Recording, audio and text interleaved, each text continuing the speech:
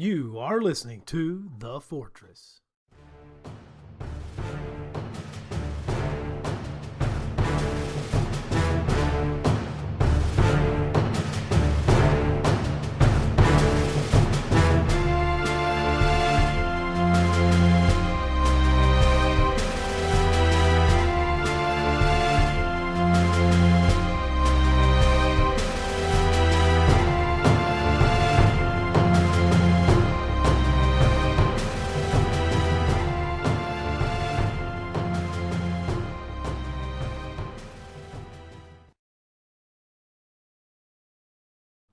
Evening, everybody. Welcome back to The Fortress for another edition of one of your favorite radio shows and YouTube video shows. Glad to be here tonight.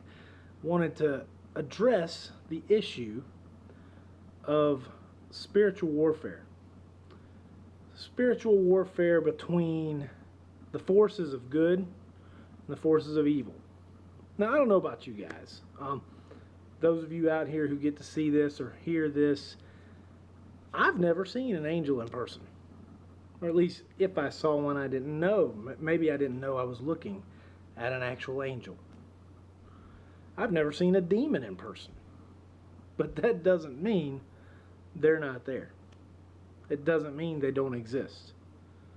You know, even I've been watching the Science Channel lately, and even the experts, the astrophysicists and all these people who study time and physics and black holes and everything else, they talk about the possibility of this veil between dimensions and things like that. And I know this stuff is really far out there. But what if there's a battle going on before us, right around us, that we can't even see? What if there are angels fighting on our behalf? What if there are beings that we can't see in this realm right in front of us, however they have the power to influence us in this world? If you've never thought about it, perhaps you should. I mean, there's a reason why in the Bible it talks about Jesus casting out demons. It talks about people being possessed. It talks about the devil being in control and actually intervening. You know, my son and I were talking about this the other night, and how Satan is referred to a lot of times as the Lord of the air, the Lord in this world. If you don't think God basically allows Satan to kind of rule in this domain, go back and read the book of Job. Go read the book of Job and see how Satan directly impacts Job's life. I mean, in a physical sense. If you've never thought about this thing, I know it's far out there. It seems like it anyway. Look, in my interview with Caleb later, you'll see I kind of address, or at least I intend to address these issues a little bit with Caleb. Caleb has a special kind of a touch with his ability to discern good and evil, and we kind of address this. We will in our interview. And you know, I believe I can discern whether someone has good intentions or bad. It's just something that I think has always helped me in life. You know, I think that's why I've been able to always pick my battles for the most part. Even though I got picked on when I was a little kid, obviously that didn't work out too well for the bullies. Did it, because it backfired, and now I'm, you know, a big oaf. But you know, but I've never been able to feel like I had the sense enough to discern whether or not there's a demon right there, or you know, I've never seen some of these things. But I do think that some people have the gift of being able to do so. Sounds far out, doesn't it? But how is that any more far out than some of the amazing stories we read about in the Bible? And if you're a true believer, if you truly believe, then you got to take the Bible as God's Word. And so if that stuff really happened then, there's nothing in the Bible that says, oh, well, all this stuff is going to be put on hold for modern times, so they can't see any of this stuff ever. But then I'll come back. It doesn't say that. It does not say that anywhere. So, that's kind of what I wanted to start the show with tonight. And, you know, I've thought about this a lot lately, especially with our political climate that we have today, and the amazing, apparent blinding of society. How so many things, and this is stuff that was predicted. This is, well, not predicted, prophesied. How what is right will be wrong, and what is up will be down. I mean, all you got to do is look at today. Look at what is accepted today as okay. When just 20 years ago, people would have heard about some things and gone, what? So, you know, to me, that's evident that there's evil about, and it is influencing our lives day to day, and it's influencing people out there who end up in positions of power. People who end up controlling the puppet strings of governments, puppet strings of agencies. And, you know, am I a conspiracy theorist? I guess in a way, yeah. But the true conspiracy, I mean, it wouldn't be a true conspiracy if it were just all right out there for everybody to know. So somebody like me ends up being labeled a nut, right? Yeah, I just think this is fascinating stuff to think about. Wanted to go in a different direction on this show. So that's how we're going to start. I want you to think about all that. I'm going to go to a little book trailer. I'll go ahead and endorse some of my writing now before we even go to the book trailer. If you are interested, if you've been watching these videos or listening to me talk on the radio, and you're interested in knowing, well, you know what, I think I want to know a little more about how his mind works. I do write some fiction. I've got 5 novels so far. They're all available on Amazon. You can search Jason Fort on Amazon, or you can just go to my website, www.jason-e-fort.com. And you can see a lot of the stuff out there. But they're not so much conspiracy novels as much as they are just what-if stories. They're basically taking a lot of current events today in our world, but of course with fictitious names, fictional characters. And I ask the question, well, what if this is what's really going on? And then I just kind of mold a story from that. Well, if what if is what, you know, if this is happening, then this is what I think would happen as a result of that. So that's how my stories kind of developed. It all just started as an assassin story. Go figure. All right, so that's how we're starting tonight. Here's a little message, probably a book trailer, and then we'll be right back with my good friend Caleb Rivera, and we have a pretty in-depth interview coming up, and so you'll get to meet a really fascinating character.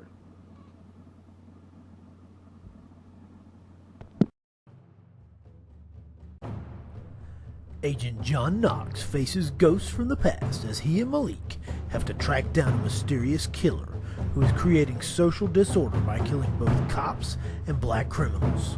Meanwhile, a small witness to the brutal murders wrestles with fears of coming forward to the right people and telling them what he has seen, while dealing with nightmares of men in white hoods and burning crosses. Through all the chaos, a former pro athlete turned mayor has to try to rein the citizens of the city in without making the police department look like bullies. The activity will be at it once again, this time holding puppet strings that could very well affect the way law enforcement is carried out in cities across the country. Can John Knox use memories from the past to help the FBI prevent a chaotic future? Can Malik offer assistance without getting too distracted by other factors? Will citizens of Detroit keep the peace, or will they just be misled down the path to social disaster? Join your favorite two agents again as they take on their most challenging mission yet in this thriller ripped from the headlines that will have you look inward at your worldview and ideas of how people treat each other in Book 3, Misled.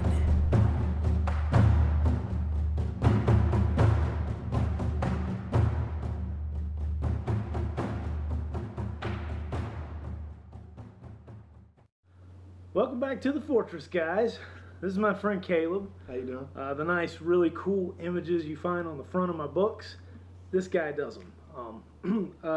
He's just going to answer a few questions today. We'll talk about, good and evil and all that kind of stuff. But first, Caleb, and by the way, I'm at Caleb's house. So, Caleb, thanks for having me. I'm glad you're here. Yes, and I already finished an awesome cup of coffee. Apparently, he's a coffee connoisseur like me. But anyway, Caleb, first of all, just tell them who you are. I'm Caleb. I'm a dad. I'm an artist. I'm a minister. And I'm an officer. I work for security over there at Lawrence County House. I can't say that, can I? Well, that's fine. Just right. It's in Lawrence. That's all you need to know. Lawrence. That's all you need to know. Lawrence County.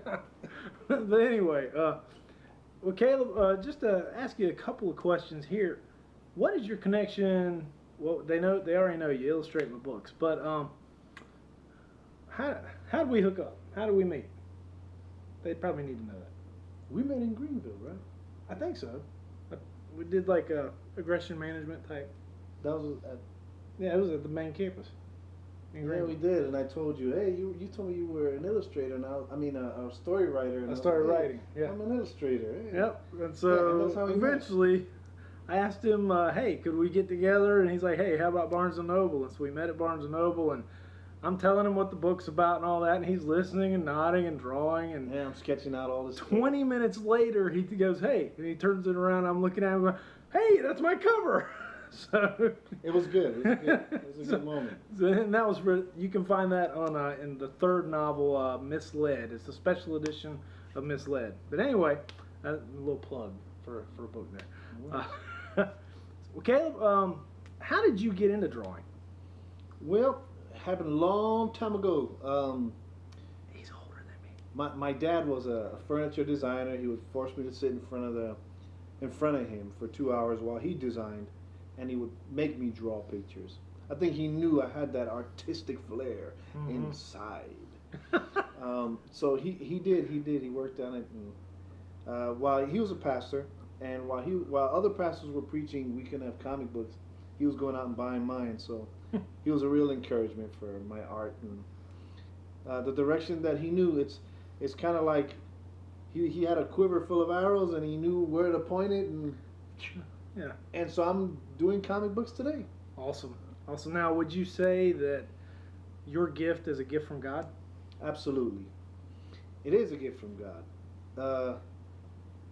It would have to be a gift of God for anybody to create anything. I agree. Yeah. And that's how I feel about writing stories, and because sometimes I'm like, where did that story come from? I have weird dreams, and then next thing I know, I'm writing a story out. So, well, speaking of gifts from God, how do you think? Let's see. I want to go a different direction with this. How do you think you can use that gift to help people spiritually? The gift of drawing, the gift of art. Well, because art touches everybody on different planes. Okay. Whereas politics and even there are cultural divides, but somehow art has a way of shoving its head in there and making you see their reality from a non-threatening point of view. So it's a medium that God uses to reach people. Okay. Yeah. Okay. So you could probably draw pictures that give people hope. Oh yeah. It doesn't even have to be biblical. Okay. I mean, I've gained serene moments just from looking at landscapes painted by, Bob Ross. Okay. Or Thomas Kincaid. Thomas Kincaid. Those are people that God uses through art to take us to moments that help us escape reality. Nice, nice. All right, well, let's talk about something a little more spiritual. You and I have talked about spiritual warfare before. How can you describe the fact that angels and demons are real? How can people out there know that? Well, first of all, you'd have to put yourself in a place to receive the unknown. We're living in a time now where, yeah, it's a little more spiritual, but people usually go towards things that eliminate God and eliminate things. It's a spiritual. I know somebody right now that says, well, it's whatever spiritual entity is out there is guiding me with this positive light. The problem is that by him not putting a name to it, he's always there, but like no cigar. It's like he always close gets, but no cigar. Right, close but no cigar. But how can people know those things are real? If you ever had a moment where you felt like this cold, impending doom, or cold, or a shiver run down your back, and it brought fear, then it couldn't have been an angel, because only the angels of darkness run in that realm. Okay. But if you've had an accident, a near-death experience, and somehow you survived, how can you say that it wasn't God's hand of intervention? And God uses angels to save us from moments like that, and to even create environments where they're blocking and they're barricading you from a lot of the things you probably can't see that are attacking you. Okay. You really have to experience it for yourself. I grew up in a household where everything was pretty supernatural, man. My parents, like I said, were pastors, but they operated under the power of God. There's a scripture that Paul the Apostle says. He says, I don't come with words of men's teachings, but in demonstration of spirit and in power, that you might not rely on the words of men, but in the power of God. Yeah. And so, yeah, you do have angels that watch over you, and it's pretty evident, especially when you look back. Hindsight is 20/20. And those of you who watch out there, I know, unless you've seen one in person, which I personally have not, but I just think there's too much to explain out there that there's any other alternative to believe. Because, look, the Lord's evidence of creation is all around us. And people automatically want to just, anything we can do to take God out of it, we seem to do that. But that, to me, angels and demons is the only way to explain a lot of the forces out there and influences and things that we just can't see going on and can't understand why. That's kind of my take on it, a little bit. All right, I'm gonna switch gears. I got these questions listed in front of me. If you see me look down, but anyway, all right. So you of all people, I write about dark times in a world and in America, I guess in the not so distant future, but it's a fictional universe. But even though I write about those dark times, it's very similar to our reality. So if we all know, and we turn on the news, and even though some of us were probably pleased with the outcome of the election, maybe some weren't, but with all the dark times we seem to have around us, how can somebody today be encouraged? That is a good question. Well, I guess in a world of media and TV and stuff like that are always highlighting the bad things that are taking place. Bad things been taking place since the creation. Mm-hmm. Okay, bad things been taking place. There's always somebody trying to rule somebody, always somebody trying to create havoc. And then there's the enemy in the invisible arena, pulling strings and making things happen in his own way. But you got to remember that the world is not everything that you see that's happening bad. There are good things happening. There's people helping each other out. And moreover than that, there's believers filled with God's Spirit that are making a difference, that are bringing change. Absolutely. And expanding the kingdom. But how can you be encouraged? Take your mind, even though they're realities, take your mind and focus off of the things of this world. focus them on the things of God.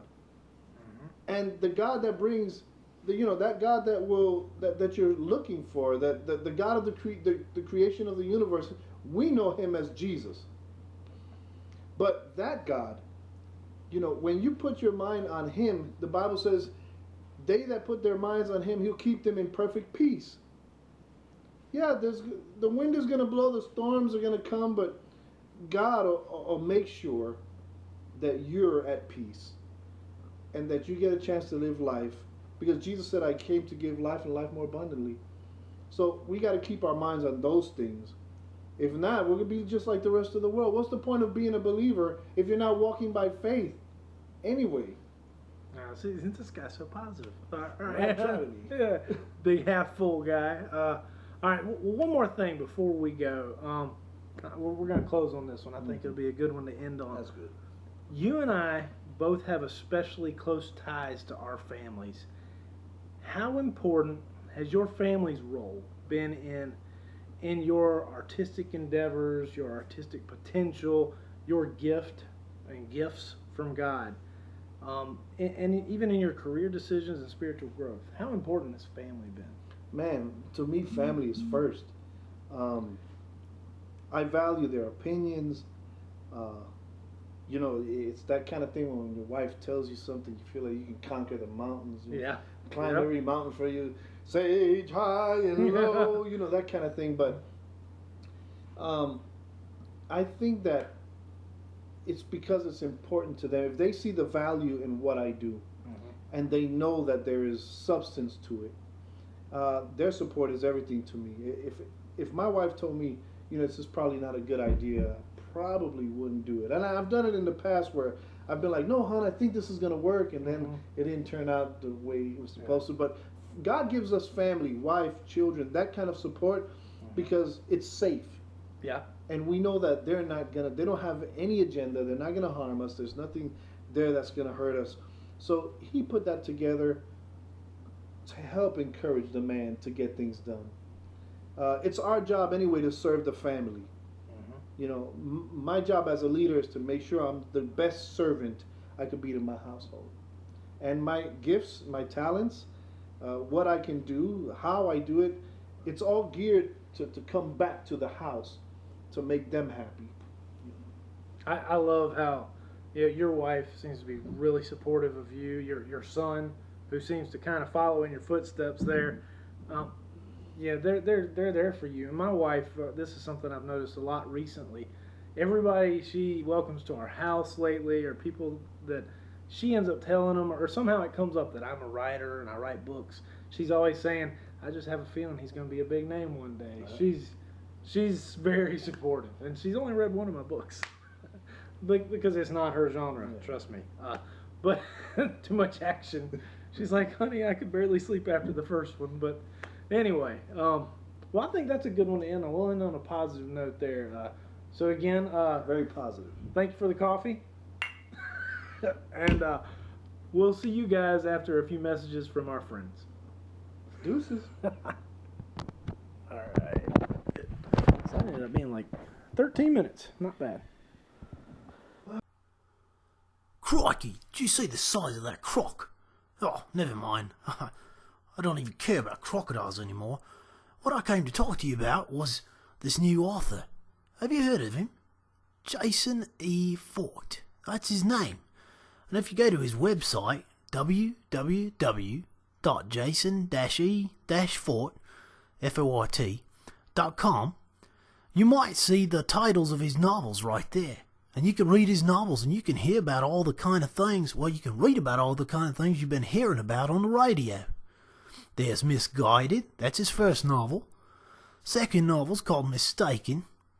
Third novel's called Misled. The fourth novel goes in a different direction, and it's called Tracking Game. That's kind of what I do every day.